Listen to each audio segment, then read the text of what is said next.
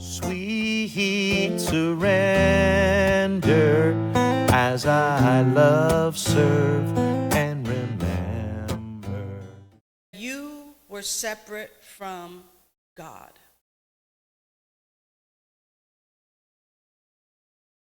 Like, let that drop in for a moment.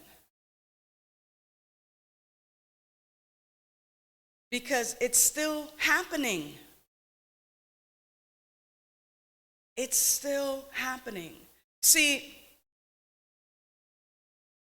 the shocking news that identity theft is still happening because we still fall into this idea and belief that we're separate from spirit, the infinite intelligence that has created everything out of itself, is still happening?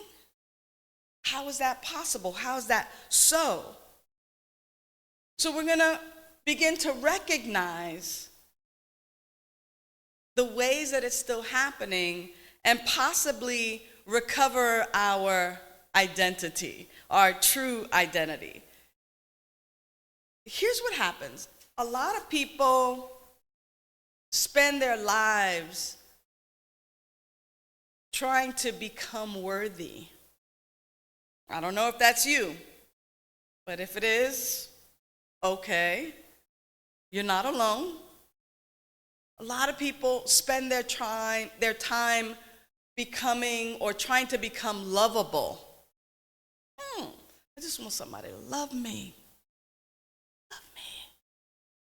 Or, as many who come to spiritual communities like this, we try really hard to become spiritual. Or we try to become enough. And yet, the mystics and the metaphysicians and the sages and the ministers and the practitioners of our time have all pointed to the same truth, is that it is an impossibility for you to try to become the divine when it is already who you are. You see, for me, one of the things that I learned early on in this teaching is that, quote unquote, and I get a little cynical here, so forgive me. If in the beginning of what? Eternity? Eternality?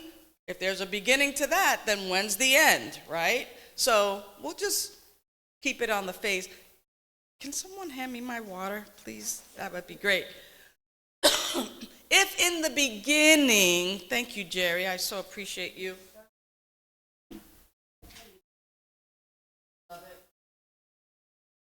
If in the beginning there was God and only God, spirit and only spirit, infinite intelligence and only infinite intelligence, it wasn't like God had a garage or a little workshop that it tinkered in and decided to create. If there was only this power and presence, and it decided to create, the only thing it could create from or out of is itself. Itself. So if we then logically move to that place of, if in the beginning there's spirit and only spirit, and spirit creates, it only creates out of itself, therefore its creation is the power, the presence, the life, the abundance, the peace, all the accolades, all the things we say about spirit is then true about its creation. There is no separation. Ernest Holmes says that God is not a person, but a presence. And that presence individualizes itself as you. My mentor, Michael Beckwith, he says, you're not a drop in the ocean. You are the entirety of the ocean in a drop. And yet, somehow or another, we get talked into believing that we're only human, that we're sinners, that God is out there somewhere, when in fact, the truth of my very being, the truth of the very being of the person sitting in your seat, is that you are the unique, unrepeatable, magnificent, powerful way that spirit shows up in human form. And so I want to alert you to all of the different scams, get it? Identity theft and scams? To all of the different scams that keep us from knowing this truth and then living from this truth. You ready to hear a couple scams? All right. We've already touched on it, the separation scam. You're alone. You're on your own. You got to do this all by yourself. You got to figure it all out. When the truth says you're one with that indwelling presence. And even in saying you are one with can signify or even have a little aroma of separation, one with, but you are the unique, unrepeatable, magnificent way that spirit shows up. Now, because we believe at times that we're separate from spirit, and if we're convinced that this lie is true, then all the other scams are pretty easy. Here's scam number 2, the comparison fraud. When you start comparing yourself, and comparison, it convinces you that you need to be somebody else, or that you should be. Excuse my language here, but we have to stop shoulding on ourselves, right? Stop using the word should. We're loading ourselves down with what we need not to. I need to earn like them. I need to meditate like them. I need to heal like them. I need to speak like them. I need to dress like them or be spiritual like them. I'll tell you something. Spirit never created a copy. Only originals. And it's not your job to be a better version of somebody else. It is fully our responsibility to be the full nature of what Spirit created and intended us to be. Okay, couple more scams. The fear and scarcity scam. This is actually on a subscription basis, and for sure, many of you have subscribed to this and are paying the monthly fee. You don't even know it's coming out of your account, right? The fear and scarcity is really about the thoughts that we entertain. You know, we imagine the worst case scenarios. We imagine disasters and future catastrophes. And many of us just keep paying that bill over and over again. And it means us no good. That scarcity and fears. And then here's the last one, because there's many, but I won't engage. I want to get to the point of what I'm talking about here, is that unworthiness robocall. Yep, this scam calls millions of people every day. And it says, you're not enough. You're too young. You're too old. You're too damaged. You're too late. I recommend hanging up on that robocall immediately. All right? Don't press 1. Don't get more information. Our memories can become erased by entertaining these kinds of scams. We think that we're, quote unquote, only human or separate from that power and presence. And if we're looking into the world for the answers, instead of looking within for the answers, the world will always tell us that we're not enough, that there's not enough, that you're separate from. The world is always going to be broadcasting the news, which is north, east, west, south. There's nothing new about news. It's the old. It already happened. They're just reporting on it. And the more we pay attention to it, the more we believe that that's the truth. If we are going to watch the news, I recommend that you make it your prayer request. That as you watch the news, you realize that this is the world asking for prayer. And it's the world asking for us to remember the truth of who we are. You see, we're not humans or human beings trying to find God.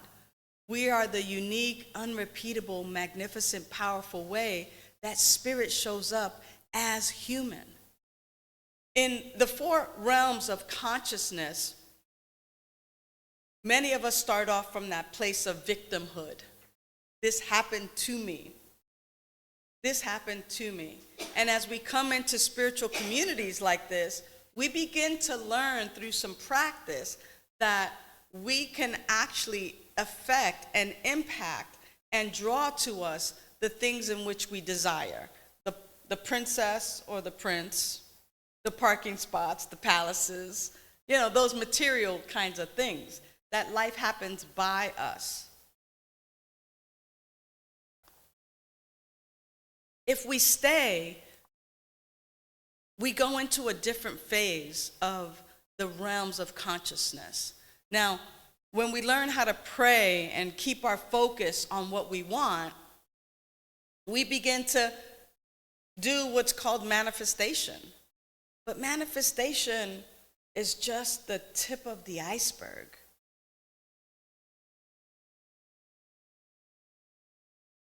When we're done manifesting, if you will, when we're done doing all the work, believing that I have to do it by keeping my focus on one thing and praying about it and knowing that it's happening, if we can begin to release control and kind of lay back. There's a rap song that says, laid back. I got my mind on my money and my money on my mind. Now, if we just simply switch the words on that and get laid back, I got my mind on spirit and spirit on my mind. My mind on spirit and spirit on my mind. Then I can be laid back. Then I can be relaxed. Then I can begin to fully trust. I can begin to fully trust that everything is happening in this next stage in the realms of consciousness, which is that life happens through me. And that I don't have to make anything happen. I can be laid back. And that the goodness of spirit is happening through me, that I am a vessel of good. I am a vessel of love. And let me tell you, it's a great place to be when I get there, when I recognize that I'm living there, but wait, there's more.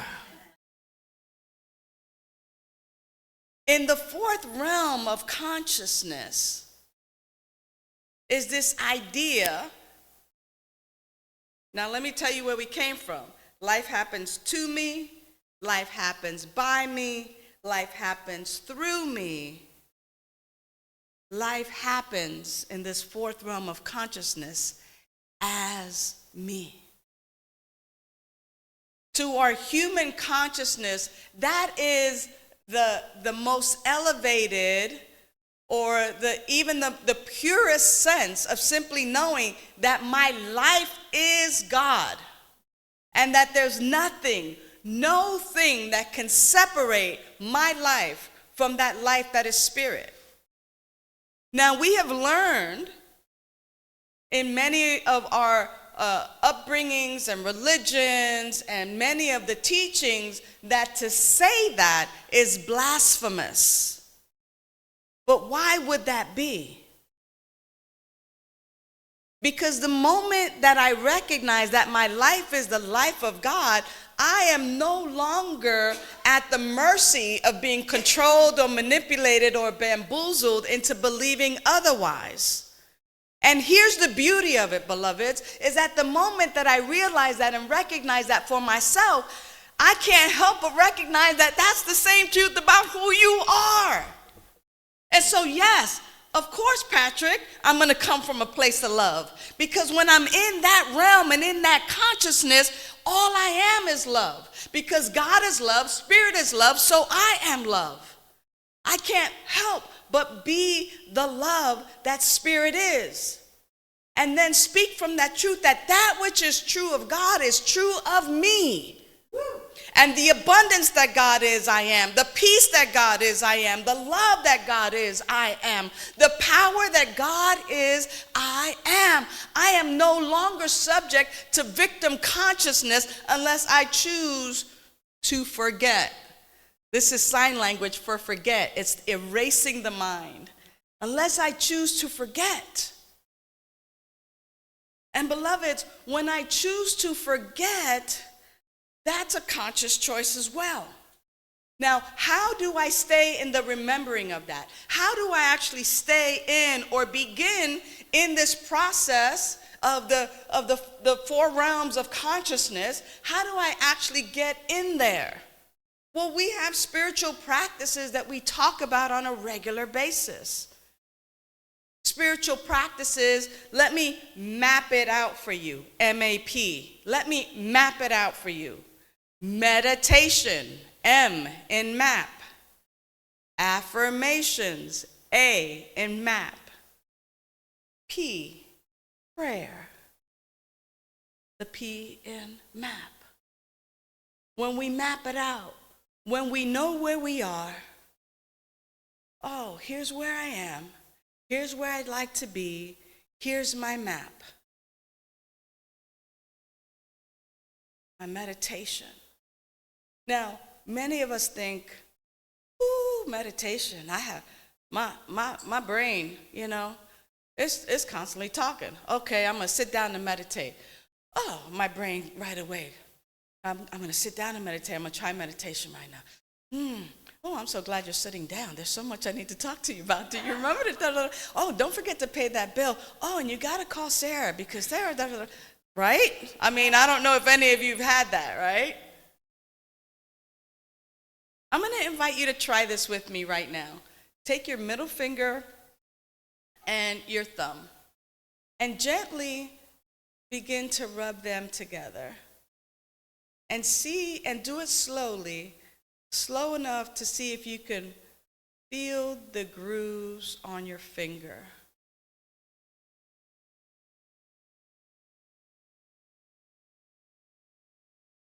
And if you can, also just see if you can figure out which finger is feeling which finger's fingerprints.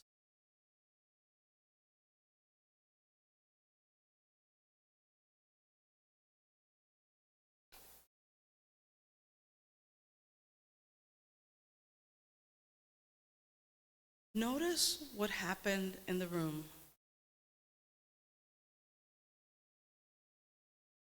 Notice what happened in your body. Notice what you were thinking about. Would anybody care to just kind of shout out a couple of things that you noticed? Nothing. Some nothingness, Some nothingness. And how would others describe that nothingness? Some peace? It did stop. So here's what happens is when we begin to focus on one thing, that's meditation. Because I always ask, who's in control of your brain? Are you in control of your brain, or is your brain in control of you? When you bring your attention to what's happening right here, all the other thoughts begin to fade into the background. And meditation is not necessarily having no thoughts, because we are thinking beings, but the nothing that you described right now is simply that peace, that calm, that wow. When there's an absence of a lot of things and there's just the one focus, it feels like nothing. And it is in that practice of meditation, because that was a meditation practice, beloveds. And it only took, 30, 45 seconds, a minute at the most. It's in that practice that when we become still enough, when we slow down enough, when we're silent enough, it is then that that indwelling power and presence, that love essence that you truly are, can then speak to us in a language that we understand. But if we don't slow down enough, if we're not still enough or silent enough, we never hear that still small voice of the indwelling presence guiding us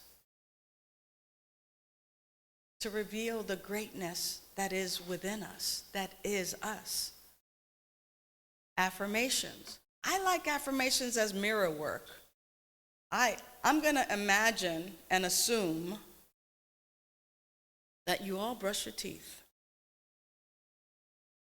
And I would invite you that while you're brushing your teeth, that you look in the mirror, either before, after, or even during, and that you affirm what is true of your life, and that you make it fun.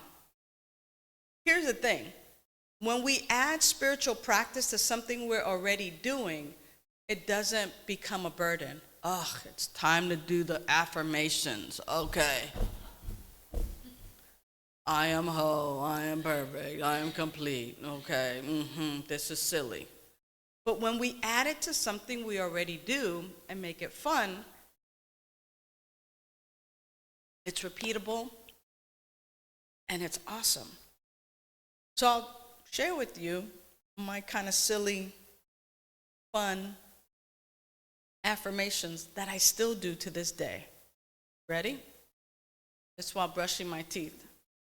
I am healthy and wealthy and sexy and wise. I am healthy, wealthy, sexy and wise. I am healthy and sexy and healthy and wise. I am healthy, wealthy, sexy and wise. I am healthy and wealthy and sexy and wise. I am healthy, wealthy, sexy and wise. I am healthy and wealthy, sexy and wise.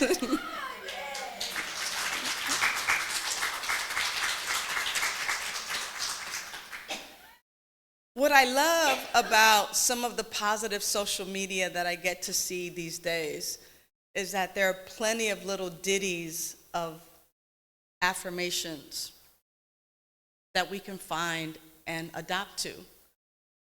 That one of the ones is, every single cell inside my body, every single cell is healthy and wise.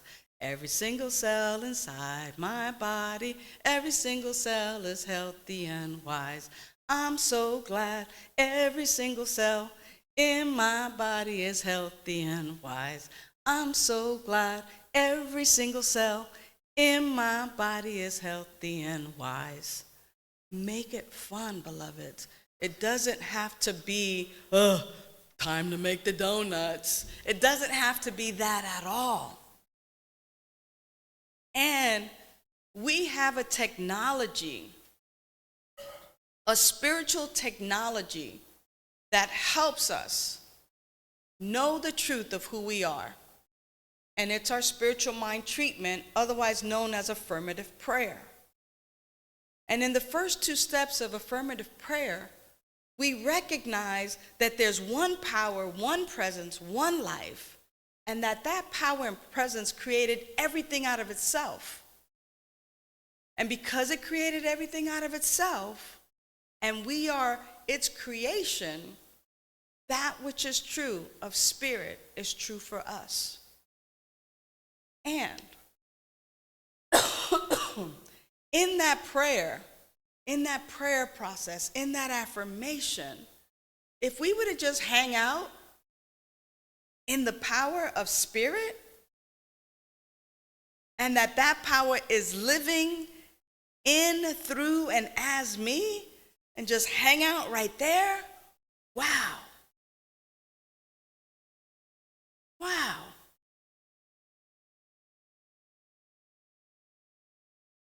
We would recognize that spiritual awakening is not becoming someone new.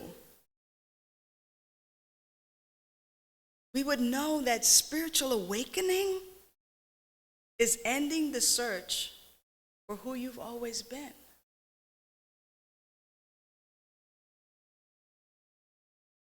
And to the degree in which you begin to accept your truth.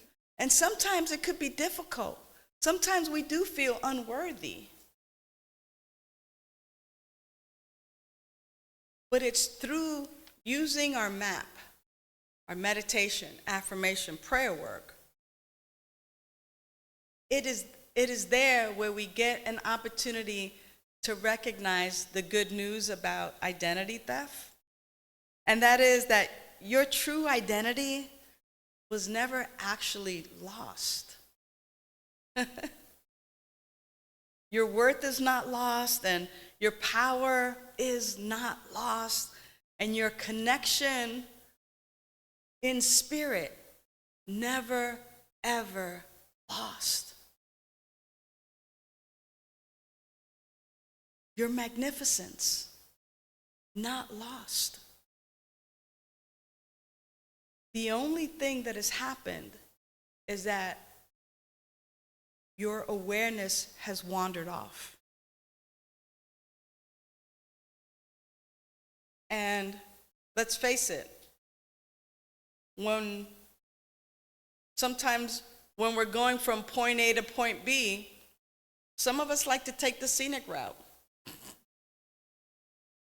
And we can always bring our awareness back home, right here, right now.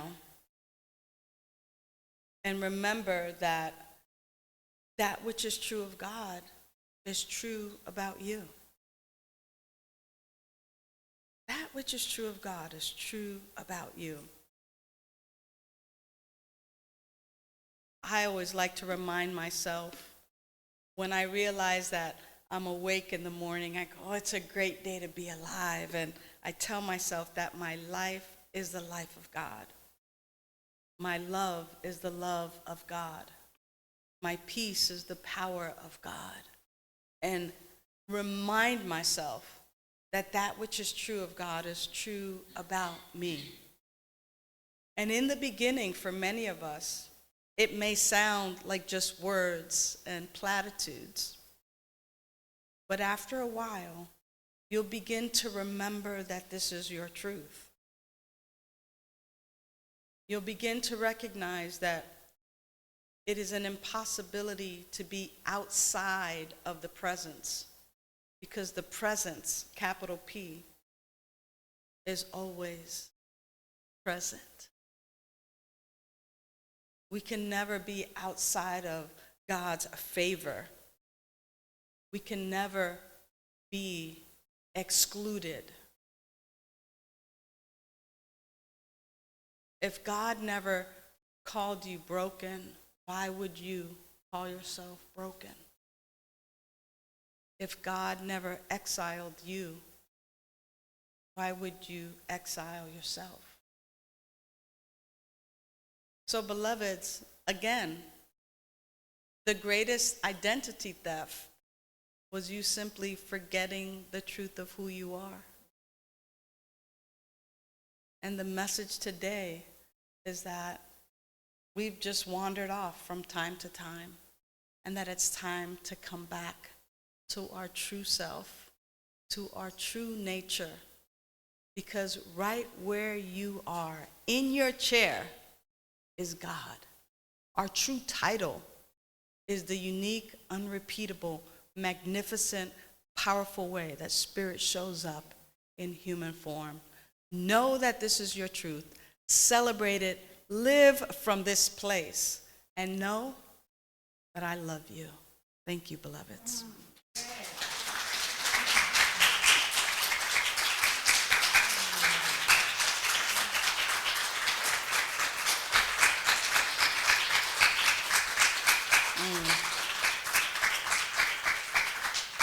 So let's take a moment in prayer.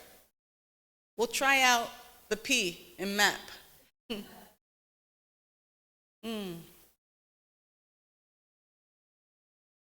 as I close my eyes, if you're comfortable, I invite you to do the same. But when I close my eyes, I drop into that center of my being, which is everywhere. And what I'm reminded of is what I know to be, that there is a power, a presence, a life that is eternal, all-knowing, all-powerful, everywhere present. I call it spirit, I call it presence, I call it love.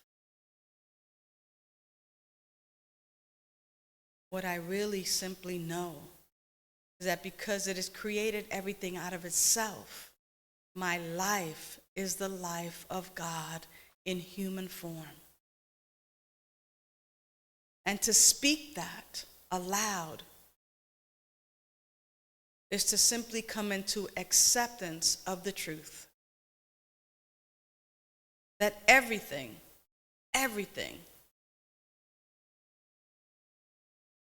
is the marvelous and magnificent way that Spirit shows up.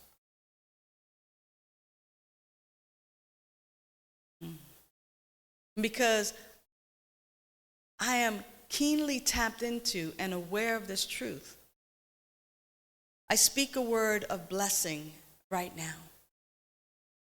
A word of thanksgiving, a word of encouragement, a word of awakening that truth within each and every one, and even those beyond the sound of my voice. And what I'm simply calling forth for this spiritual community is an amazing summer filled with speakers and musicians, and that each and every person that comes to be a blessing actually helps to awaken a part that has been wandering off or asleep or has dozed off. And that in the richness of the gifts and talents that many of us bring, that we bring these gifts to one another. We bring it from a place of love, not from a place of arrogance or I know better, but simply from this place of love. We are in this together, and when one of us awakens, we all awaken in our own way, in our own time. And so how grateful I am for grace. How grateful I am for the prosperity and the abundance of this community, and for the love of this community, and for the peace of this community. For that which is true of God is true about Lighthouse. And so I'm simply knowing, and I stand in the knowing, that everything unfolds perfectly and magnificently. And that in fact, all of us can be the words of that rap song. Laid back with my mind on my spirit and my spirit on my mind, knowing that Spirit is always guiding us, always using us as instruments to help awaken those that want to awaken. So because I pray knowing that it is done, I take my hands off this prayer I let it go. I release it. I let it be. And then I'm laid back watching all the beautiful and magnificent ways Spirit says yes to itself as us. Because I pray knowing that it is done, I simply say, and so it is. And so it shall be. I walk in God in all